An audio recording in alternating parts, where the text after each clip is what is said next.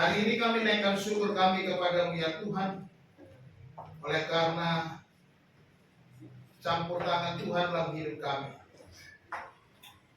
Hari ini juga kami mengucap syukur oleh karena kami mengingat pencurahan Roh-Mu yang kudus ya Tuhan 2000 tahun yang lalu atas umat-Mu ya Tuhan yang percaya kepada-Mu. Pagi ini kami siapkan hati kami untuk mendengarkan kebenaran firman. Penuhi kami dengan Roh-Mu agar kami mengerti akan kehendak-Mu. Jadikanlah kami ya Tuhan saksi kebenaran dari firman-Mu ya Tuhan. Memuliakan Engkau, melayani Engkau sepanjang hidup kami. Ini kami Tuhan, kami siap mendengarkan firman-Mu. Berbicaralah kami kepada kami. Di dalam nama Tuhan Yesus Kristus kami berdoa. Haleluya. Amin. Silakan duduk. Selamat pagi. Shalom. Puji nama Tuhan. Bapak Ibu Saudara dikasih Tuhan, hari ini adalah hari yang bersejarah. Hari yang sangat penting bagi kita. Memperingati hari raya pencurahan Roh Kudus. Hari Pentakosta. Hari ini sengaja saya memberi judul khotbah saya, Saksi yang Menyala. Tadi pagi waktu perjalanan dari rumah ke tempat ini, saya mendengar radio, ada satu statement yang menarik bagi saya. Statement yang juga menggugah hati saya di hari Pentakosta ini. Di situ dikatakan,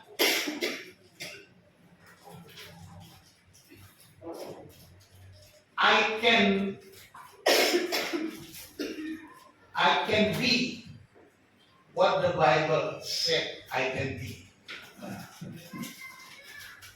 I can do what the Bible said I can do. I can have what the Bible said I can have. Aku dapat jadi seperti mana Alkitab katakan aku bisa jadi. Aku bisa melakukan sebagaimana Alkitab bisa lakukan. Aku bisa memiliki sebagaimana Alkitab katakan aku bisa miliki. Bapak Ibu Saudara yang dikasih Tuhan, kalimat ini bisa terjadi oleh karena apa? Oleh karena kuasa Roh Kudus yang turun atas kita. Sehingga kebenaran-kebenaran Alkitab yang dikatakan Alkitab, maka kita bisa jadi seperti yang Alkitab katakan. Kita bisa melakukan seperti yang Alkitab katakan. Kita bisa memiliki seperti yang Alkitab katakan. Apa yang bisa kita miliki? Karena apa? Karena Roh Kudus. Karena Roh Kudus yang ada di dalam kita. Karena Roh Kudus yang sudah dicurahkan bagi kita. Sehingga kita juga bisa menjadi saksi yang menyala, saksi yang bergelora, saksi yang bersemangat, saksi yang tidak perlu takut lagi. Hari ini kita akan membaca bersama-sama di dalam kitab Kisah Para Rasul pasal 2 ayat 1 sampai ayat yang ke-13. Mari kita membaca bergantian ya, ayat 1 sampai ayat 13. Saya baca ayat 1, saudara ayat 2, saya ayat 3, saudara ayat 4, dan seterusnya. Kisah Para Rasul pasal 2 ayat 1 sampai 13. Ketika tiba hari Pentakosta, semua orang percaya berkumpul di suatu tempat.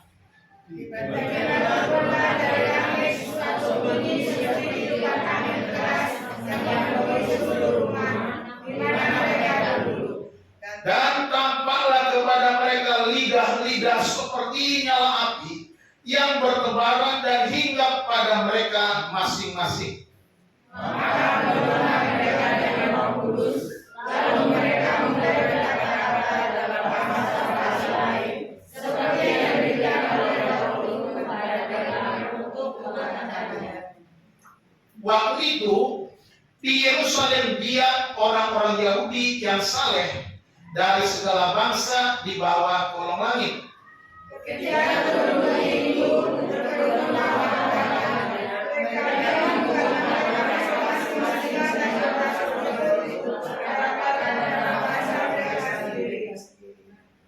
semua tercengang-cengang dan heran, lalu berkata, bukankah mereka semua yang berkata-kata itu orang Galilea?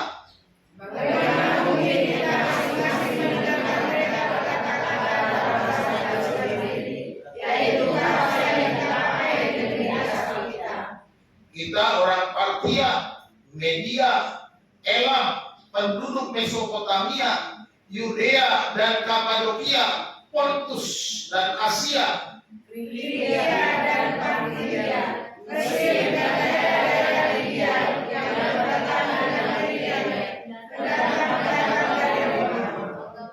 baik orang Yahudi maupun penganut agama Yahudi, orang Kreta dan orang Arab. Kita mendengar mereka berkata-kata dalam bahasa kita sendiri tentang perbuatan-perbuatan besar yang dilakukan Allah. Mereka semua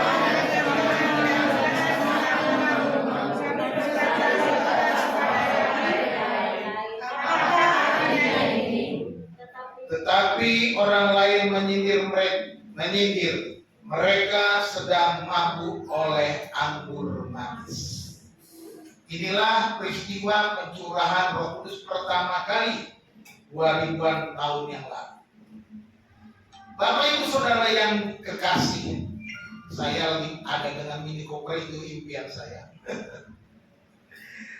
Kalau kita perhatikan mobil mewah ini, mobil-mobil canggih secanggih apapun, tanpa adanya bahan bakarnya tidak akan pernah bisa berjalan. Sebagus apapun kendaraan itu, tanpa ada kelistrikan yang berjalan juga nggak akan pernah bisa bergerak dan dia akan tetap di tempat. Demikian juga kita sebagai orang percaya, tanpa ada kuasa Roh Kudus, tanpa ada sesuatu yang membakar kita, yang mendiami kita, kita nggak ada arti, nggak akan pernah menyala. Jadi yang membuat kita bisa berbuah, yang membuat kita bisa berdampak, yang membuat kita bisa bergerak untuk menyala bagi Tuhan, itu karena Roh Kudus, bukan yang lain. Mungkin kita bilang, oh saya pintar, saya hebat, saya kaya, saya punya segala, saya bisa lakukan apa saja. Semua itu gak ada nilai di hadapan Tuhan, hanya karena anugerah. Amin. Kita sudah baca ayat-ayat tadi. Ini konteksnya. Yesus sudah bangkit dan baru saja naik ke surga. Dan Yesus berpesan supaya mereka menunggu di Yerusalem untuk menerima janji Bapa. Di mana dalam pasal ayat yang ke-8 pasal 1 yang seringkali kita dengar. Kamu akan menerima kuasa kalau Roh Kudus turun ke atas kamu, dan kamu akan menjadi saksiku di Yerusalem, seluruh Yudea dan Samaria dan sampai ke ujung bumi. Mereka harus menunggunya di Yerusalem. Saya sudah khotbahkan minggu lalu, mereka menunggu di Yerusalem. Kisah pasal 2 ayat 1 sampai 13 ini adalah penggenapan dari janji Bapa ini, di mana Roh Kudus dicurahkan kepada para murid. Roh Kudus diberikan, digenapi untuk orang-orang percaya pada waktu itu. Saudara-saudara dikasih, pencurahan Roh Kudus bukan sekedar peristiwa sejarah. Itu pernah terjadi, ini bukan hoax. Itu terjadi dan bukan sekedar peristiwa, melainkan ini merupakan awal dari era baru di mana setiap orang percaya diperlengkapi untuk misi Allah.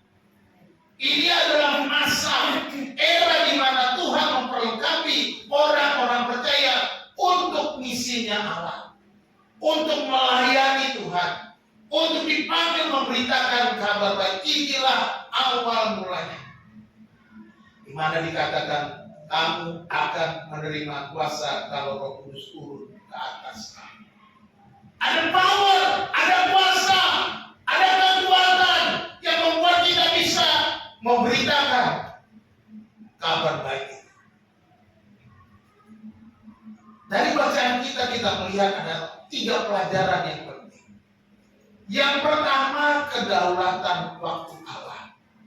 Di dalam ayat 1 dikatakan ketika tiba hari Pentakosta, semua orang percaya berkumpul di satu tempat.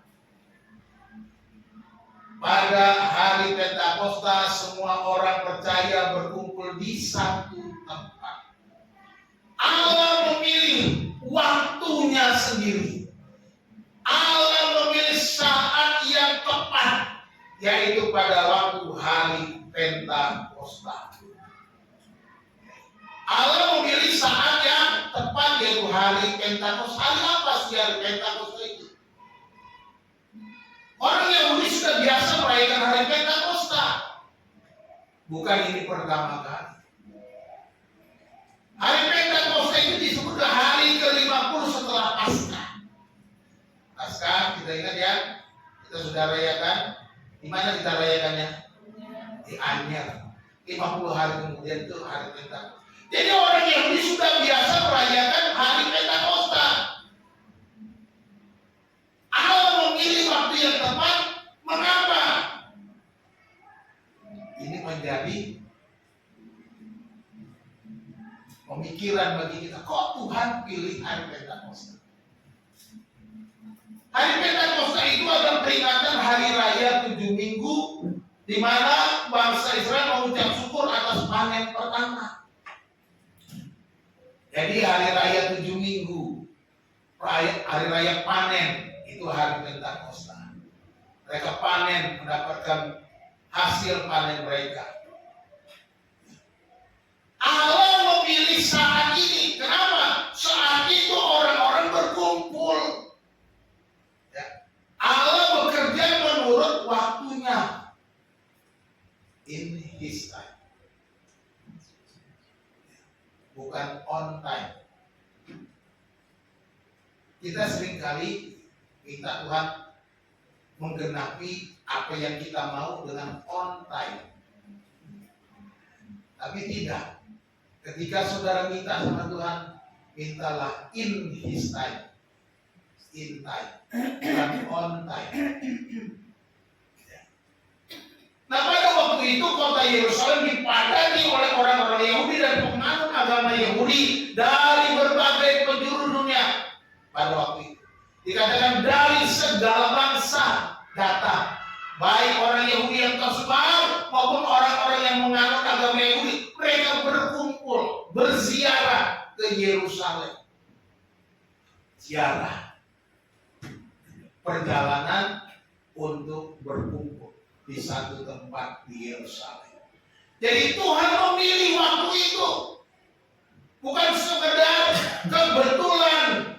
Oh, hari Pentakosta itu hari pencurahan Roh, bukan, tetapi justru Allah memilih hari Pentakosta sebagai pencurahan Roh Kudus pada waktu itu. Jadi Allah bekerja menurut waktunya. Roh Kudus hadir itu menurut waktunya Tuhan, di mana orang-orang sudah berkumpul dengan dari berbagai tempat. Mereka berziarah ke Yerusalem. Ini adalah waktunya. Jadi Roh Kudus yang dicurahkan itu adalah waktunya Tuhan, bukan kehendak para. Maka Tuhan Yesus berjanji, kamu menerima, dan Tuhan memilih hari raya Pentakosta. Tunggu saja, kata Tuhan Yesus. Kamu tunggu di Yerusalem. Kita belajar ketaatan pada khotbah yang lalu. Ketaatan untuk menantikan janji Bapa. Dan itu digenapi dengan waktunya Tuhan. Jadi kalau kita mau minta kepada Tuhan, kalau kita mau menantikan kebenaran kebenaran firman Tuhan dalam hidup kita, nantikan menurut waktunya. Waktu Tuhan pasti yang terbaik. Amin. Waktu Tuhan pasti yang terbaik. Tuhan tidak akan salah. Tuhan tidak akan pernah keliru. Renungan tadi juga bagus juga di radio tadi. Tuhan nggak pernah salah memilih saudara. Amin. Tuhan nggak pernah salah memilih saudara. Tuhan nggak pernah salah lahir saudara di mana, karena apa, dan sebagainya. Mungkin ada orang lahir oleh karena kesalahan orang tua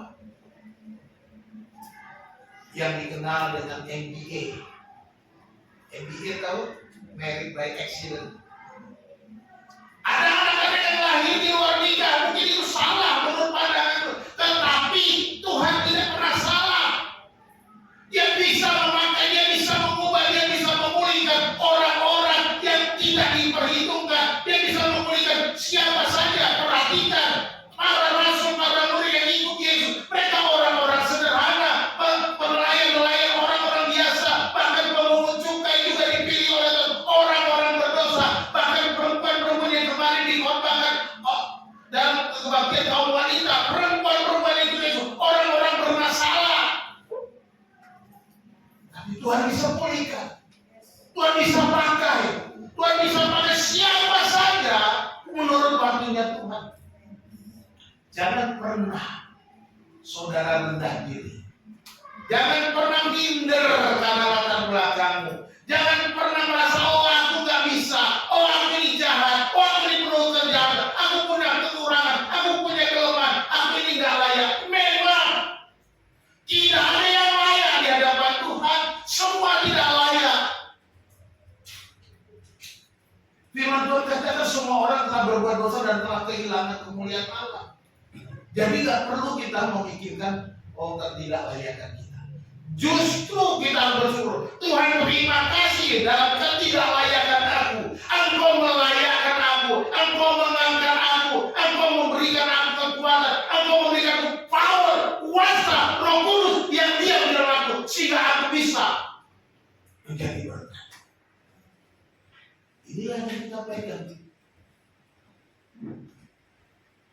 Dalam perasaan ketidaklayakan, puji Tuhan, aku dilayakkan. Itu yang harus kita lakukan, bukan yang lain. Aku ini bisa segini karena dilayakkan Tuhan, bukan karena aku hebat, bukan karena aku lebih baik daripada saudara, tetapi aku dilayakkan Tuhan. Inilah yang harus kita. Semua kita sama. Saudara ada saat ini karena dilayakkan Tuhan. Itu waktunya Tuhan. Roh Kudus sudah dicurahkan bagi kita. Roh Kudus sudah dicurahkan bagi kita, maka kita menjadi layak. Itu waktunya Tuhan. Kita berdoa, terutama keluarga Pak Is akhirnya datang. Itu waktunya Tuhan. Dan hari ini saya bersuka cita anak-anak bisa bersama-sama. Itu waktunya Tuhan. Bukan sebuah kebetulan. Bukan sebuah kebetulan. Oh ini karena Pak Isbu, bukan. Ada karya Allah yang sedang bekerja di tiap-tiap pribadi kita. Itulah yang harus kita syukuri. Allah bekerja dengan presisi dan waktunya selalu sempurna. Sebab dia Allah, siapa yang seperti dia? Tidak ada. Allah selalu bekerja dengan presisi dan waktu yang tersempurna. Haleluya. Roh Kudus dicurahkan saat berkumpulnya umat. Ini menekankan pentingnya kesatuan hati. Mereka berkumpul di satu tempat. Bukan disebut di suatu tempat, tapi di satu tempat. Alkitab mencatatkan dengan tepat. Beda dengan suatu, dengan satu. Suatu itu ya nggak jelas. Di satu tempat menunjukkan apa? Tempat yang tertentu, Yerusalem. Di sanalah Allah mulai. Di sanalah era baru mulai dari Yerusalem, Yudea, Samaria sampai ke ujung bumi. Allah bekerja dengan presisi dan waktu yang sempurna. Amin. Yang kedua, kita belajar dari nas kita ini bahwa Roh Kudus menyatakan dirinya dengan tanda-tanda. Kita belajar di dalam ayat 2 dan ayat 3 dikatakan, tiba-tiba turunlah dari langit suatu bunyi seperti tiupan angin keras yang memenuhi seluruh rumah di mana mereka duduk, dan tampaklah kepada mereka lidah-lidah seperti nyala api yang bertebaran dan hinggap pada mereka masing-masing. Ada tanda-tanda. Tanda yang pertama apa? Ada tiupan angin yang keras. Mengapa dipakai dengan tanda angin? Apa sih? Dalam bahasa Ibrani angin itu ruah, roh. Atau dalam bahasa Ibrani disebut numa. Bacanya dengan penuma ya, numa. P-nya hilang, numa.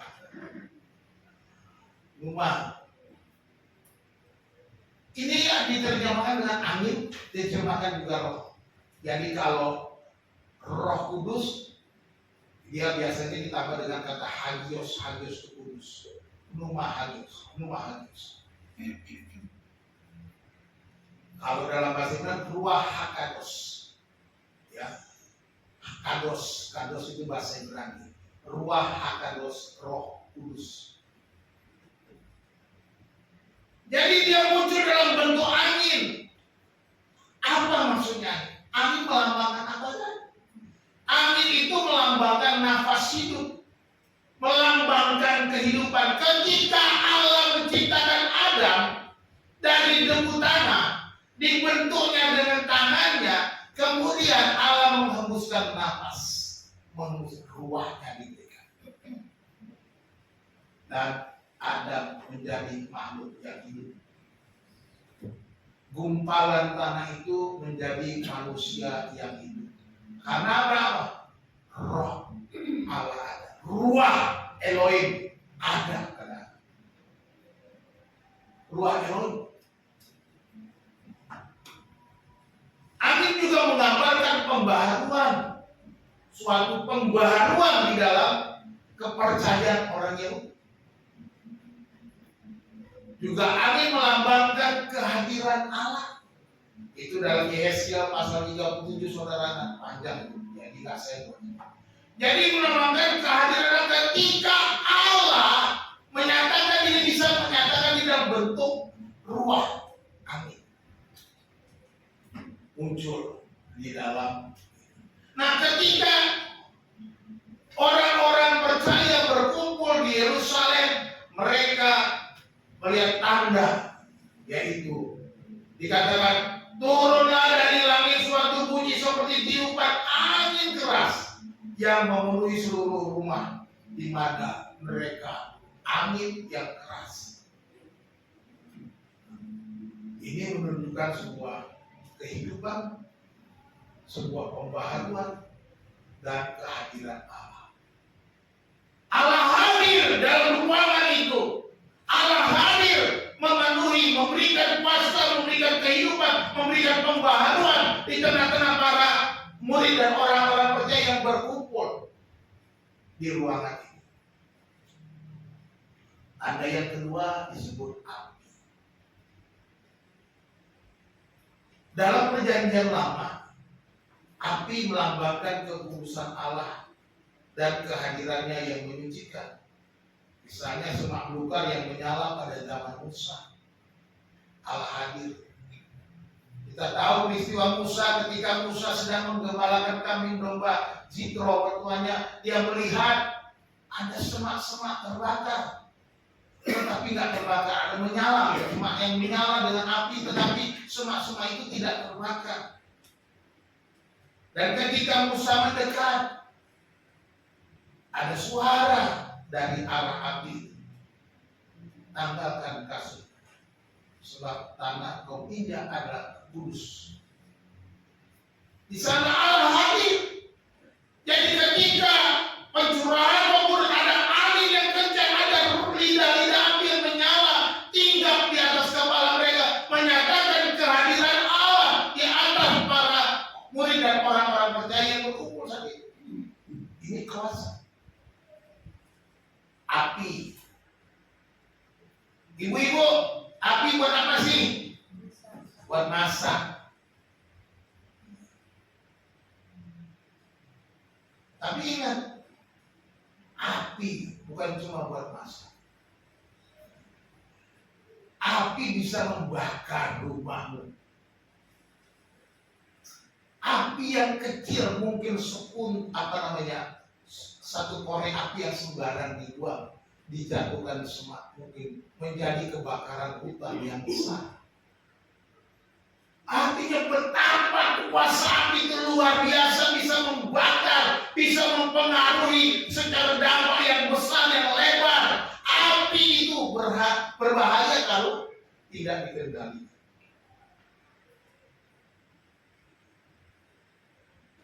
Dalam bagian firman Tuhan juga dikatakan bahwa firman Tuhan itu seperti api yang menghanguskan dan palu. Dan Roh Kudus hadir dalam bentuk api. Saudara, pada waktu orang Israel keluar dari Mesir, mereka disertai pada malam dengan tiang api di tengah-tengah bangsa ini. Menunjukkan apa? Allah hadir ketika mereka berkemah. Allah ada di atas kemah suci dengan tiang api di atas kemah suci, menyatakan aku hadir di tengah-tengah umat. Roh Kudus hadir di tengah-tengah kita. Roh Kudus menyatakan dirinya dengan tanda. Tanda yang jelas. Tanda yang nyata.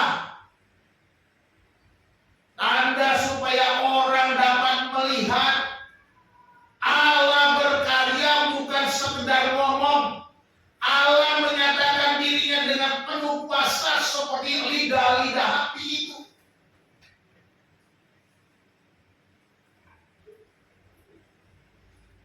Allah memakai cara menurut kehendaknya sendiri. Allah menyatakan hadirannya dengan angin yang kencang dan lidah-lidah api yang hinggap di atas para murid, orang-orang percaya yang berkumpul di satu tempat itu. Di ruangan itu tergoncang. Menarik. Kita baca kisahnya tadi. Orang-orang yang ada di Yerusalem merasakan goncangan itu, dirasakan. Sehingga ketika lidah-lidah api itu hinggap di atas orang percaya, mereka melihat, mereka berkumpul, mereka melihat, memperhatikan apa yang sedang terjadi. Ketika terjadi angin kencang itu, mereka tergoncang. Dan ketika melihat lidah api, mereka berbicara dalam bahasa-bahasa lain. Mereka mulai ngomong. Itu yang terjadi. Jadi kita melihat bahwa Roh Kudus datang untuk membawa kehidupan baru dan menyucikan serta membakar semangat hidup umat.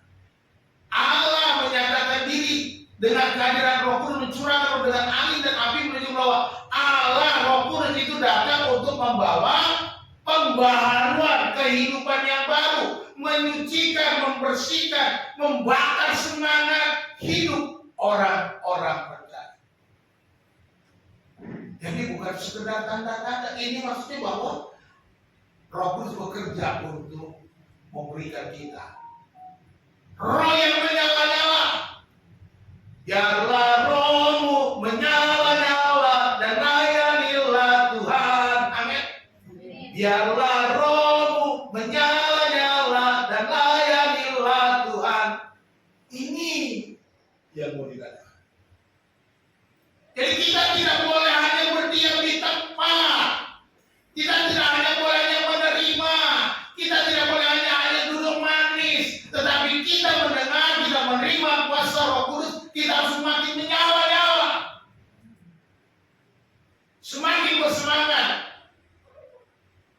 ibu-ibu PW yang sudah dengar khotbah kemarin, ya semangat melayani Tuhan. Kemarin kan temanya wanita yang melayani Tuhan. Wah, luar biasa. Pulang, jangan lupa, jangan cuma maunya ngomong melayani Tuhan, tapi pulang tak mau melayani Tuhan. Pak, aku nggak bisa pelayanan, Pak. Kok bisa bilang nggak bisa pelayanan? Ini kita sudah dengar. Roh Kudus dicurahkan, membawa pembaharuan, memberikan kita semangat yang baru supaya kita menyala-nyala bagi Tuhan.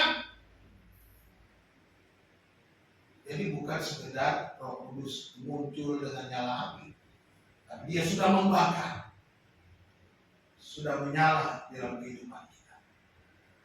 Yang ketiga, kita belajar dari Nasib Yesus.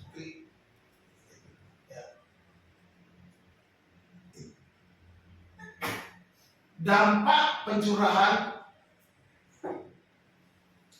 adalah kesaksian yang dapat dimengerti. Perhatikan itu. Dampak dari pencurahan Roh Kudus adalah kesaksian yang dapat dimengerti. Bukan bikin orang bingung. Bukan membuat orang makin puyeng. Bukan membuat orang semakin gak ngerti orang Kristen aneh. Enggak begitu. Perhatikan. Maka penuhlah mereka dengan Roh Kudus dan mulai berbicara dalam bahasa-bahasa lain. Ayat kemudian, kita mendengar mereka berbicara dalam bahasa kita sendiri dengan perbuatan-perbuatan besar yang dilakukan oleh Allah.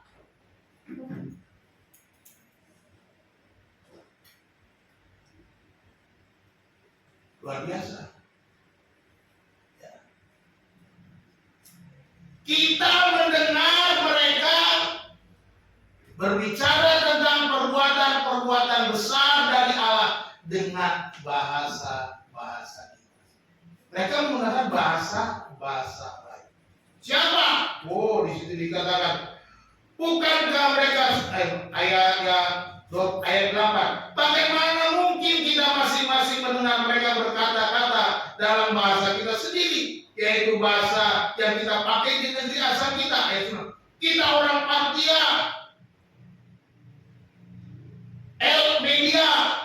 media dekat Persia, Elam, Mesopotamia, Babel, Irak, Yudea, Kapadokia di Asia Tenggara, Pontus dan Asia, Frigia, Pamfilia, Asia ke Eropa, dan Mesir, ini di mana? Afrika, Libya itu Afrika, Kirene Afrika, pendatang dari Roma, sampai ke Roma juga, orang Yahudi dan penganut agama Yunani, orang Kreta dari Yunani, dan kadang orang Arab. Ingat baik-baik. Para rasul pakai bahasa apa? Arab. Ini dicatat oleh Allah. Mereka bahasa Arab. Supaya orang Arab yang penganut Yahudi datang mengerti. Jadi tidak boleh klaim bahasa Arab itu bahasa satu agama. Tidak. Ini jelas. Orang Kristen pertama-tama juga sudah pakai bahasa Arab. Ya. Bahasa Arab itu bukan bahasa satu orang saja, satu agama, satu orang. Semua orang boleh pakai bahasa Arab. Semua agama boleh pakai bahasa Arab. Termasuk kita sudah lihat nih, orang Kristen juga udah pakai bahasa Arab ketika pencurahan Roh Kudus. Kita mendengar mereka berkata-kata dalam bahasa kita sendiri tentang perbuatan-perbuatan besar yang dilakukan Allah. Luar biasa. Jadi kita lihat di sini dengan jelas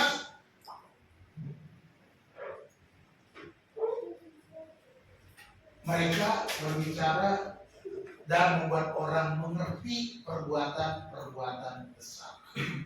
Artinya apa? Menjadi saksi itu bukan menceritakan kehebatan kita. Bersaksi itu bukan menceritakan keunggulan kita. Bukan.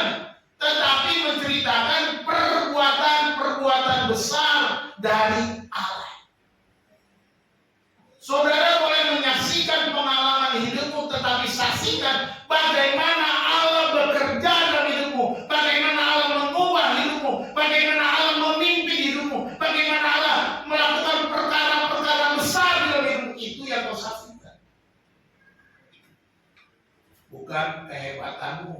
keunggulanmu, bukan. Ini yang dilakukan para rasul. Mereka diberikan kemampuan berbahasa asing, bahasa lain di dalam kita. Ya, bahasa lain itu bahasa Yunani-nya artinya glossais atau bahasa yang bahkan bahasa ini glossa itu sebenarnya lidah, glosses. Jadi ucapan lidah. Ini yang mereka ucapkan itu menurut bahasa para peziarah, orang yang berkumpul tadi, orang-orang macam-macam dari penjuru bumi yang ada pada waktu itu, yang berkumpul ke Yerusalem. Jadi mereka menggunakan bahasa yang dimengerti, bukan bahasa yang berkata sedalama, bukan itu, bukan, nggak ada.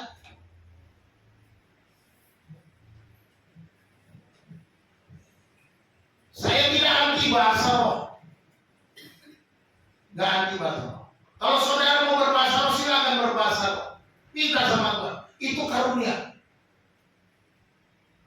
Tapi firman Tuhan katakan kalau lebih penting kau minta karunia bernubuat, apa? Bernubuat, memberitakan kebenaran firman Tuhan.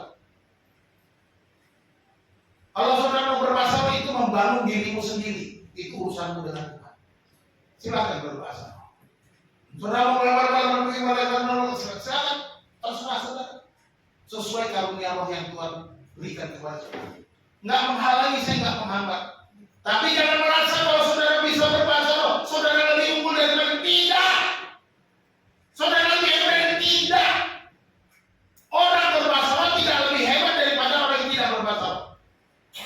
Orang yang lebih hebat adalah orang yang berbuah roh. Katakan amin.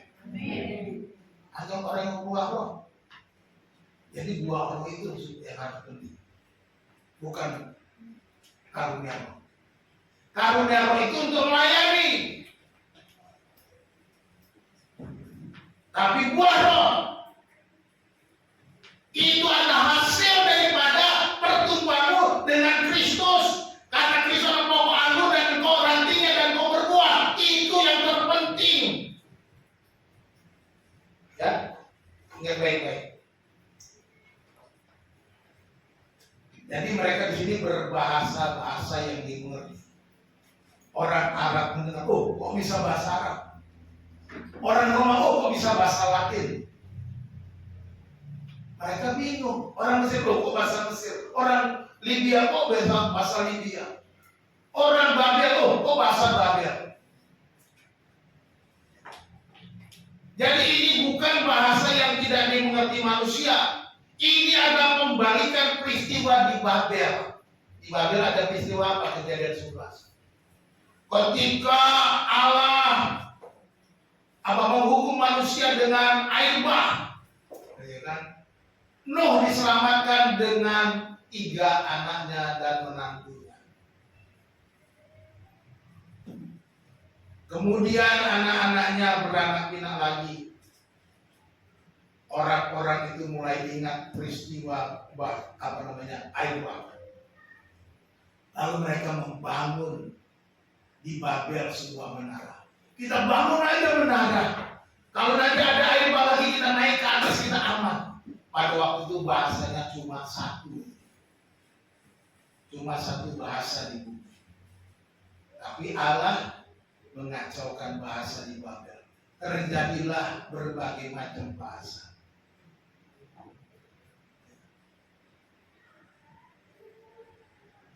Orang Batak bilang Horasma, orang Ibrani bilang Shalom, orang Jawa bilangnya Kulon.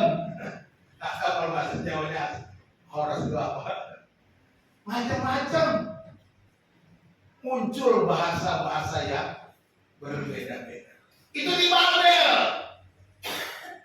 Tuhan menyerahkan bangsa-bangsa dengan bahasa masing-masing di Babel, tetapi dengan pencurahan Roh Kudus di Yerusalem, bahasa-bahasa itu menjadi bukan penghalang.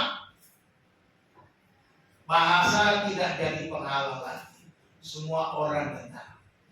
Makanya saya katakan di surga nanti dari berbagai macam bahasa suku bangsa, saudara ngomong sama orang Afrika nyambung. Nggak perlu saudara pakai penerjemah. Saudara ngomong sama orang apa kabar bro? Dia jawab pakai bahasa Afrika, saudara ngerti. Baik-baik aja. Gimana? Udah pernah ke negeri gua belum? Ke Nigeria katanya. Belum pernah belum. Yuk kita jalan-jalan ke Nigeria. Bahasanya santai. Ketemu orang Arab, saudara pakai bahasa Jawa, orang Arab ngerti. Orang Arab pakai bahasa Arab, saudara yang Jawa ngerti. Inilah Allah mempersatukan. Tidak lagi bahasa menjadi kendala.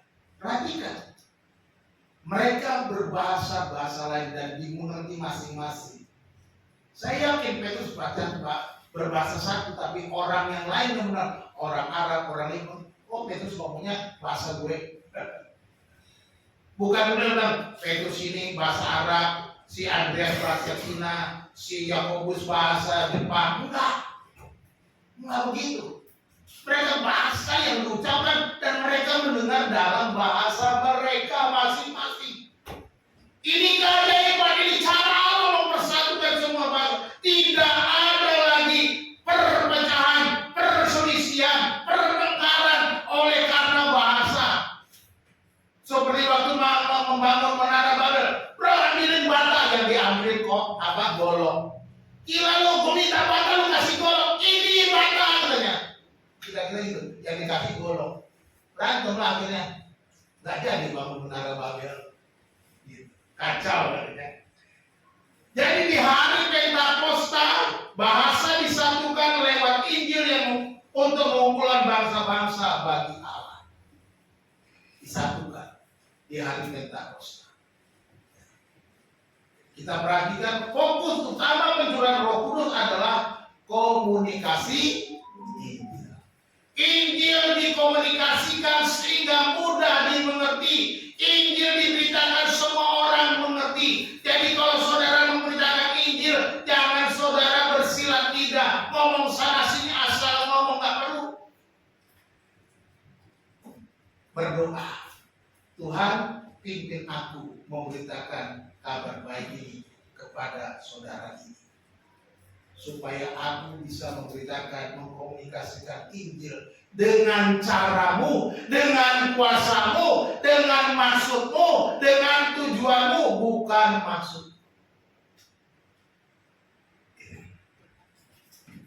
Roh Kudus diberikan agar kita bisa menceritakan perbuatan-perbuatan besar yang dilakukan Allah agar dipahami oleh orang-orang di sekitar kita.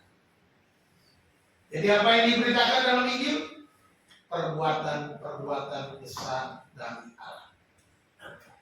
Bersaksilah perbuatan-perbuatan besar. Siapa di sini yang belum pernah mengalami perbuatan Allah?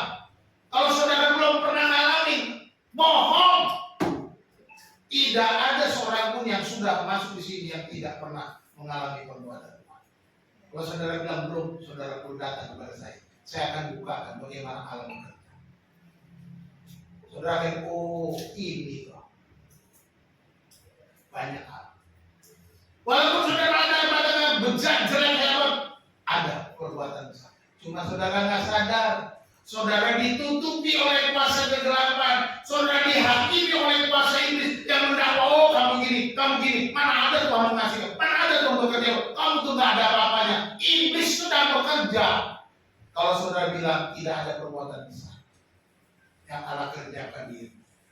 Nah, jadi ini kita ingat baik-baik. Allah bekerja menurut kuasanya dengan luar biasa dalam kehidupan kita. Poin keempat, hari ini agak panjang, ada 4. Ini kita belajar juga respon manusia terhadap karya Roh Kudus. Apa respon manusia dalam karya Roh Kudus? Di dalam ayat 12 dan 13, mereka semuanya tercengang-cengang dan sangat termangu-mangu sambil berkata seorang kepada yang lain, apakah artinya ini? Tetapi orang lain menyindir, mereka sedang mabuk oleh anggur manis. Ini respon. Ketika kita memberitakan perbuatan Allah, ada dua macam respon yang kita alami. Yang pertama apa? Kagum akan karya Allah. Mereka tercengang dan termalu-malu. Loh, luar biasa Tuhan.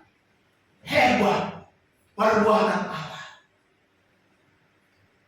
Ini respon pertama. Kalau saudara memberitakan perbuatan Allah, ada orang yang merasa luar biasa, puji Tuhan. Aku mau juga mengalami yang sama. Tetapi jangan heran, ada orang yang kedua. Ada yang menolak dan mencemooh.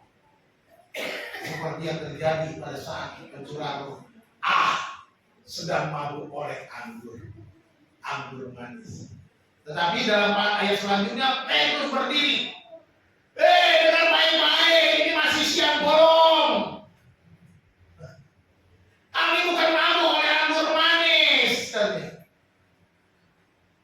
Lalu Petrus berkhotbah.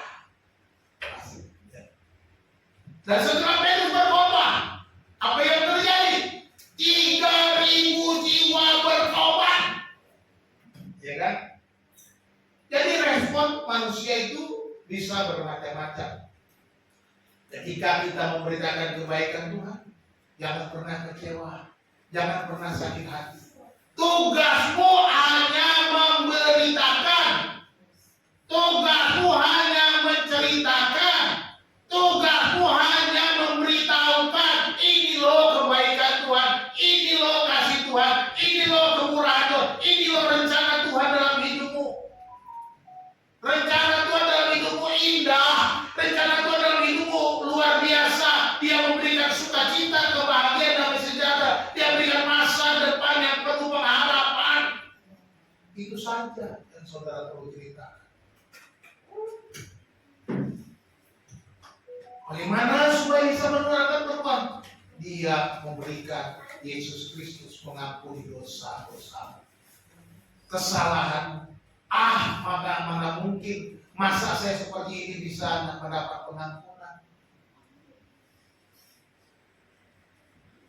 Mungkin itu yang menjadi respon orang. Tidak percaya. Tetapi ada orang yang akan datang menangis di hadapan Tuhan. Ampuni saya Tuhan. Layakkan aku Tuhan. Respon ini akan terjadi di mana saja. Dalam pengalaman saya memberitakan Injil banyak. Yang menolak banyak, mungkin lebih banyak yang menolak daripada yang menerima. Tetapi yang penting bagi saya sudah memberitahukan. Saya memberitakan Injil kepada orang Hindu sudah pernah, orang Islam sudah pernah, orang Kristen yang suam-suam juga pernah, orang Batak yang malas ke gereja juga pernah. Pokoknya saya cuma memberitakan. Dan mereka ada yang menolak, ada yang menerima, ada yang dibaptis. Jadi kita hanya memberitakan. Respon itu bermacam-macam, paling 2 hari. Menerima atau menolak. Bersyukur karena perbuatan Allah atau menyangkali perbuatan Allah. Jadi bukan saudaranya harus kecewa, harus sedih, harus berduka oleh karena saudara gagal. Tidak ada yang gagal. Tugas saudara sudah sukses. Suksesnya apa? Memberitakan. Itu sudah sukses. Jadi bukan gagal. Hasilnya itu urusan Tuhan. Ya, saudara nggak gagal. Tugas saudara sudah dijalankan, itu berhasil. Bukan berhasil kalau semua orang percaya. Bukan, memang itu berhasil benar, luar biasa. Tetapi itu bukan hasil kita, tapi hasil karya Roh Kudus. Orang bertobat atau tidak bertobat, bertobat itu hasil karya Roh Kudus, bukan karena mulutmu itu loh. Saudara kan cuma dipakai Allah. Yang karena aku pintar ngomong, bertobat, puji Tuhan, aku hebat, luar biasa. No, jangan pernah bilang engkau hebat karena ada yang bertobat. Enggak. Tapi jadilah pemberita Injil. Inilah respon manusia dalam yang terjadi saat pencurahan Roh Kudus. Dan itu akan terus menerus terjadi sampai Tuhan datang yang kedua kali. Jangan heran jika dunia tidak memahami atau bahkan mengejek kehidupan yang dipimpin oleh Roh Kudus. Jangan heran, jangan kecewa, jangan bilang, saya nggak dipakai Tuhan, nggak pernah ada satupun yang saya menangkan. Bukan. Paulus bilang apa? Aku menanam. Paulus menanam, aku menyiram. Tuhan Allah yang memberi pertumbuhan. Ada yang menanam, ada yang menyiram, tapi yang memberi pertumbuhan siapa? Tuhan. Bukan saudara, bukan Paulus, bukan Apolos, bukan Petrus, bukan. Tapi Allah yang memberi pertumbuhan. Saudara ada di sini oleh karena Allah yang memberikan pertumbuhan itu, bukan karena Pak Ferdinand. Bukan. Pak Ferdinand hanya memberitakan firman Tuhan, sudah. Saudara mau terima mau tidak terserah. Saudara mau bertobat atau tidak, itu urusan saudara dengan Tuhan. Tetapi saya mau katakan, kalau saudara keraskan hati tidak mau bertobat terus-menerus, hidup di dalam kedagingan saudara. Tadi pagi saya dapat WA dari Kak Aci. Dia bilang, Pak, apa artinya itu? Mendukakan Roh Kudus. Saudara itu dikasih Tuhan. Kalau saudara hidup dalam dosa, kalau saudara hidup menolak kebenaran, kalau saudara menyangkali kebenaran, saudara menolak bertobat, saudara menolak untuk memperbaiki hidup, sama dengan mendukakan Roh Kudus. Sedangkan Roh Kudus itu ada di dalam hatimu, tetapi kamu hidup dalam ketidakbenaran. Jadi kita harus masing-masing bertobat, siapapun itu. Saya aja baca firman Tuhan, saya harus perbaiki di sini. Saya harus bertobat. Bukan hanya saya, siapapun yang mendengarkan firman Tuhan. Tugas kita bukan membuat semua orang itu setuju, melainkan untuk tetap setia bersaksi. Ini tugas kita. Bersaksi terus sampai Tuhan datang. Amin. Sedikit, kayaknya yang lain ragu-ragu nggak mau bersaksi. Bersaksi terus sampai Tuhan datang. Bersaksi, bersaksi, bersaksi. Haleluya. Bersaksi terus sampai Tuhan datang. Amin. Amin. Haleluya. Jadilah saksi, jangan cuma amin-amin doang. Jadilah saksi yang setia. Dimanapun, kemanapun engkau melangkah, bersaksilah.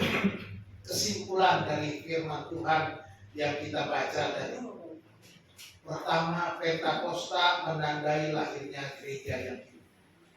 Pencurahan Roh Kudus menandai gereja yang diperbarui, gereja yang hidup. Gereja yang hidup harus ada Roh Kudus yang bekerja.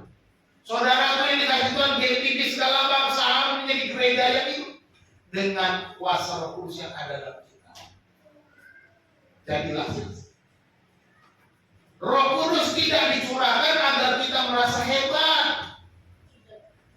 Hebat secara spiritual. Demi ego pribadi. Bukan itu. Roh Kudus tidak diberikan untuk menunjukkan kita lebih hebat. Melainkan untuk memberikan kuasa dalam bersaksi.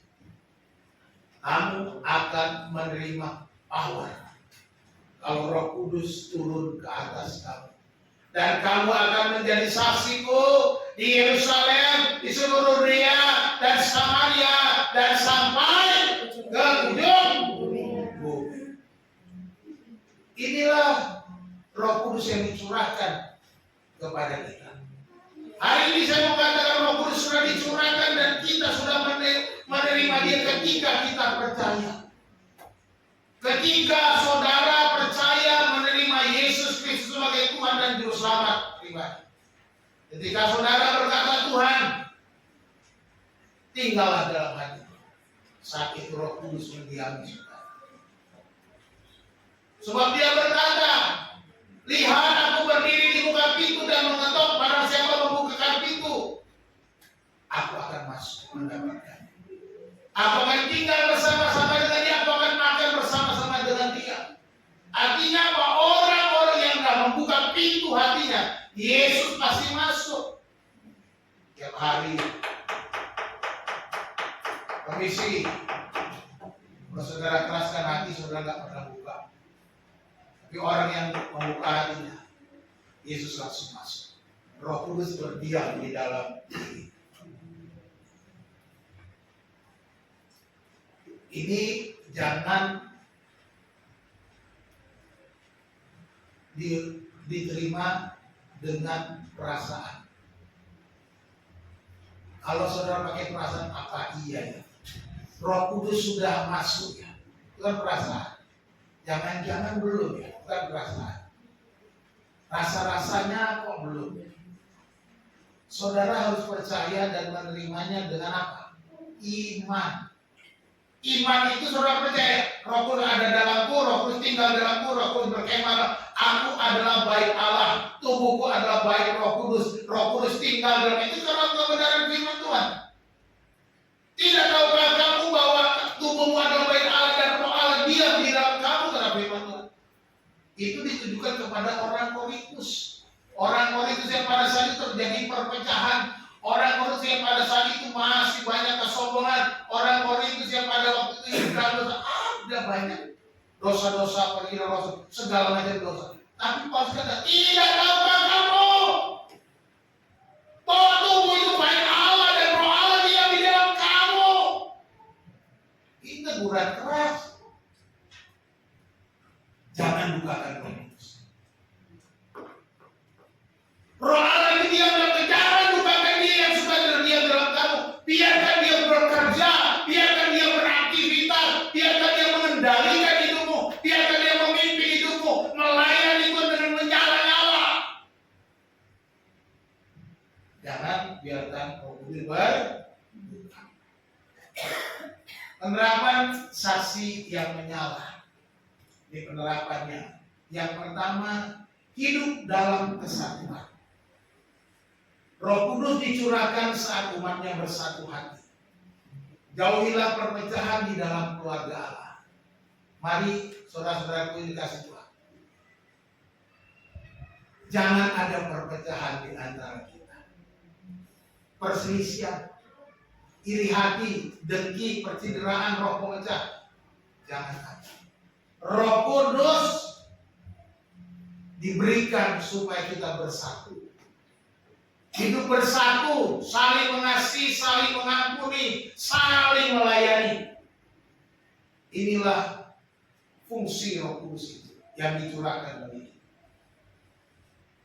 Yang kedua, mengandalkan kuasa Roh bukan kekuatan sendiri. Jadi andalkan kuasa Roh Kudus, bukan kekuatan kita. Dalam melayani dan menghadapi tantangan hidup, apakah saudara bersandar pada kekuatan saudara atau memohon pimpinan Roh Kudus? Ini penting. Jadi jangan dengan kekuatan, tapi serahkan kendali dan kehidupan kepemimpinan saudara di bawah kepemimpinan Roh Kudus. Tuhan, ambil alih semua ini. Roh Kudus yang bekerja, Roh Kudus yang mengendalikan. Mengendalikan apa? Kalau renungan-renungan tiap hari saya berikan beberapa hari terakhir tentang perkataan dan berbagi. Mengendalikan perkataanmu, mengendalikan perbuatanmu. Roh Kudus harus mengendalikan. Ketika kau bersaksi, biarkan Roh Kudus yang bekerja, bukan kehebatanmu yang kau nyatakan. Yang ketiga, kita simpulkan saksi yang menyala itu menjadi saksi Kristus. Menjadi saksi Kristus. Apakah hidup dan perkataan kita sudah menyuarakan perbuatan-perbuatan besar dari Allah kepada keluarga, kepada rekan kerja, kepada sahabat, kepada sesama kita, kepada siapa saja yang kita temui. Apakah kita menjadi saksi Yesus? Apakah kita memberitakan perbuatan-perbuatan besar yang dilakukan oleh Allah? Ini menjadi kunci bagi kita. Bersaksilah tentang Kristus. Bersaksilah tentang kuasa Allah. Bersaksilah tentang perbuatan Allah. Bukan kehebatan kita. Bukan keunggulan kita. Bukan kekayaan kita. Bukan jabatan kita. Tetapi perbuatan Allah yang besar. Sebagai penutup, ini ayat yang sudah kita sering. Kolose 3 ayat 16, hendaklah perkataan Kristus diam, tinggal, menetap, itu artinya diam, dengan segala kekayaannya di antara kamu. Jadi perkataan Kristus dengan segala kekayaan itu menetap. Jadi perkataan itu begitu kaya, sehingga kamu dengan segala hikmat mengajar, menegur seorang akan yang lain, dan sambil menyanyikan mazmur dan puji-pujian dan nyanyian rohani, kamu mengucap syukur kepada Allah di dalam hati. Apakah perkataan Kristus sudah menetap di dalam kita?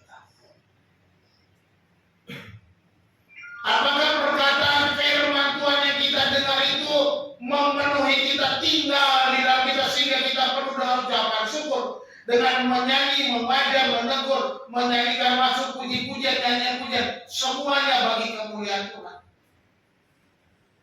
Ini yang harus kita lakukan. Mari kita keluar dari tempat ini, menerima perubahan. Sebab Roh Kudus sudah dicurahkan untuk mengubah kita. Dengan demikian, nama Tuhan dipermuliakan. Tuhan Yesus memberkati. Mari kita berdoa. Bapa di dalam sorga, terima kasih untuk Roh-Mu yang sudah tercurah bagi kami. Terima kasih Roh Kudus yang sudah memimpin kami. Terima kasih Roh Kudus yang memberikan kami kuasa, sehingga kami dapat menjadi saksi yang menyala-nyala melayani Engkau, Tuhan. Terima kasih ya Tuhan, kami dapat memberitakan perbuatan-perbuatan besar dari Engkau ya Tuhan Allah yang hidup, yang Kau kerjakan di dalam kami dan melalui kami ya Tuhan. Terima kasih Tuhan. Terima kasih Engkau melayakkan kami Tuhan. Bukan karena kami layak, tetapi oleh karena anugerah semata kami layak. Jikalau tidak ada anugerah-Mu Tuhan, kami hanya sampah yang terbuang. Kami hanya makhluk yang tak berguna sama sekali. Tapi oleh karena anugerah-Mu yang besar, anugerah-Mu Tuhan, semua karena anugerah-Mu Kau layakkan kami. Terima kasih Bapa. Kami mengucap syukur untuk kebenaran firman pada hari ini. Di hari Pentakosta, di hari peringatan pencurahan Roh Kudus, kami diingatkan kembali. Ajarkan kami menjadi saksi yang menyala. Bukan untuk memaksa orang percaya, tapi hanya memberitakan perbuatan besar. Hasilnya kami serahkan kepada. Kami tahu ada orang yang menerima, ada yang akan menolak kami, bahkan memusuhi kami. Tapi kami percaya Tuhan akan menguatkan kami. Terima kasih Bapak, berkati jemaat-Mu GPB segala bangsa pada pagi hari ini ya Tuhan. Biarlah Roh-Mu menyala-nyala di dalam kami, melalui kami, ya Tuhan, hingga kami pulang dengan penuh sukacita, dengan semangat yang baru, dengan semangat melayani yang menyala-nyala bagi kemuliaan Tuhan. Terima kasih Tuhan. Terima kasih Bapak. Hamba-Mu berhenti berbicara. Roh Kudus, biarlah Kau terus berbicara kepada. Terima kasih Tuhan. Terima kasih. Kami serahkan doa kami, hidup kami, di dalam nama Tuhan Yesus Kristus Juru Selamat kami. Haleluya. Semua yang percaya katakan amin.